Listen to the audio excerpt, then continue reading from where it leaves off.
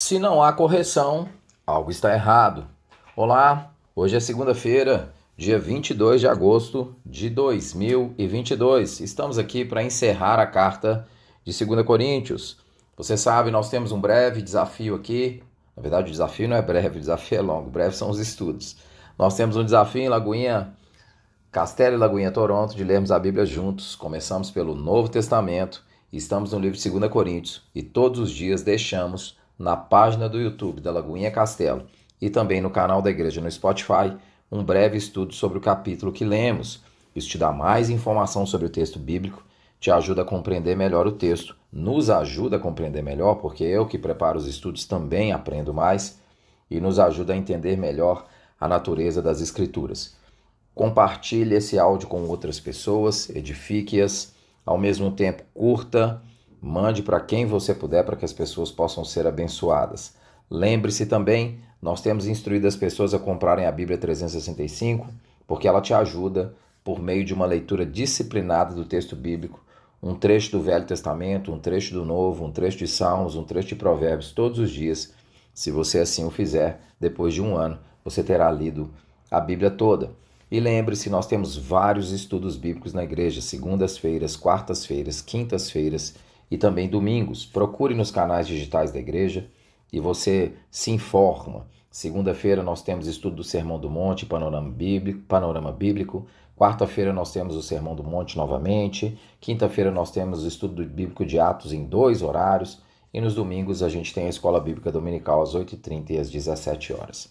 Se não há correção, algo está errado. É engraçado porque essa frase, por si só, parece um problema. Se não há correção, algo está errado. Se algo está errado, é natural que haja correção, é fato. Se algo não funciona, é natural que algo tenha correção. Mas a premissa da frase é que sempre haverá algo errado. E é exatamente isso, a premissa é que sempre haverá algo errado. Portanto, sempre há necessidade de correção. Mas por que sempre haverá algo errado?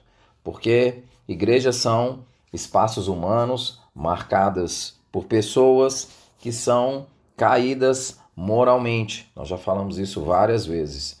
E as cartas de 1ª e 2 Coríntios mostram isso com muita clareza. Eu vou ler hoje só um versículo, 2 Coríntios 13, versículo 5. Diz assim: examinem-se para ver se vocês estão na fé. Provem-se a si mesmos. Não pertencem a Cristo Jesus? Não percebem que Cristo Jesus está em vocês, a não ser que tenham sido reprovados. Examinem-se para ver se vocês estão na fé. Provem-se a si mesmos. Paulo passou boa parte da carta de 2 Coríntios exortando a igreja em função da aceitação de discursos errados, ataque ao seu apostolado, desvio do evangelho. Na carta de 1 Coríntios, brigas dentro da igreja, partidarismo, problemas de toda a ordem moral, problemas na ceia, problemas de irmãos levando irmãos na justiça. Em outras palavras, as cartas de 1 Coríntios e 2 Coríntios são elementos sempre fortes de correção, sempre estão presentes nas cartas. A igreja em Corinto era um local com múltiplos problemas, nós vimos isso, e isso nos leva a uma reflexão sobre os principais atores envolvidos aqui, que são Paulo e os irmãos.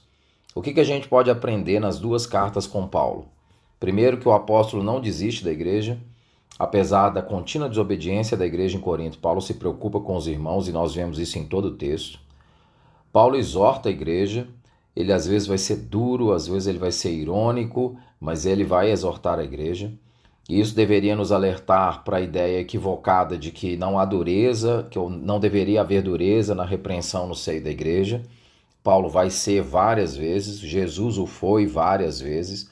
É só lembrarmos da forma como Jesus fala com Pedro, quando ele diz que não ia permitir que Jesus fosse à cruz. E ele vai dizer: afasta-te de mim, Satanás. E Paulo exorta, mas ele tem as credenciais de liderança para fazer. O ministério de Paulo era um ministério que era marcado pelas suas próprias credenciais e é um ministério que se auto-recomendava. Nós vimos isso quando lemos o capítulo 9 de 2 Coríntios, nós vimos no capítulo 10, nós vimos qual era a postura de Paulo. Então nós aprendemos sobre Paulo isso. Sobre os irmãos em Corinto, nós aprendemos que eles estavam submetidos a uma severa influência do mundo, especificamente da cidade de Corinto, e não é nada diferente da nossa realidade hoje. Essa influência continua até hoje. Eles confiavam em excesso no seu conhecimento e o que os fazia profundamente arrogantes, e ouviam um evangelho que não era de Cristo, e apesar de dizerem que eram conhecedores, não tinham capacidade de verificar se estavam sendo submetidos a doutrinas erradas. Então olha que curioso, alegavam que eram muito conhecedores, mas não tinham capacidade de verificar que estavam sendo submetidos a doutrinas erradas, doutrinas equivocadas. Isso é muito curioso na igreja de Corinto. E além disso, os irmãos de Corinto viviam em partidos mesmo, viviam em rixas e viviam em brigas. E o que isso nos leva a refletir? Eu falei que se não há correção, algo está errado. Se nós não somos corrigidos, eu tenho 3 pontos que eu coloquei aqui para avaliarmos a respeito disso. Se nós não somos corrigidos, nós somos perfeitos. Portanto, nós somos Deus. Então, a primeira premissa é: se eu não sou corrigido, eu sou perfeito. Eu posso ter uma segunda premissa. Eu não sou perfeito, mas eu não preciso ser corrigido por Deus. Logo, Deus não é Deus. Então, a primeira premissa é: se eu não sou corrigido, é porque eu sou perfeito. Então, eu sou Deus. A segunda premissa é: não, eu não sou Deus, mas eu não preciso ser corrigido. Logo, Deus não é Deus. Então, se eu não sou perfeito, mas eu não preciso ser corrigido, é porque não existe um Deus que tem valores morais superiores aos meus que precisam me corrigir. Então, essa seria a segunda premissa. Parece óbvio que a primeira premissa está errada: eu não sou Deus, você não é Deus. Parece que a segunda premissa também está errada: nós não somos perfeitos. Então nós temos a terceira e única premissa possível, é que somos imperfeitos e precisamos de correção. Nós somos imperfeitos, precisamos de correção, e as cartas da igreja aos Coríntios refletem isso com muita clareza. Que Deus tenha misericórdia de nós e nos ajude a ver como a igreja de Corinto é um reflexo de como nós somos hoje, e como isso é um péssimo testemunho. Nós devemos abrir nosso espaço no nosso coração para o discipulado, e isso significa que nós temos que estudar e significa que nós seremos confrontados. Nós precisamos disso.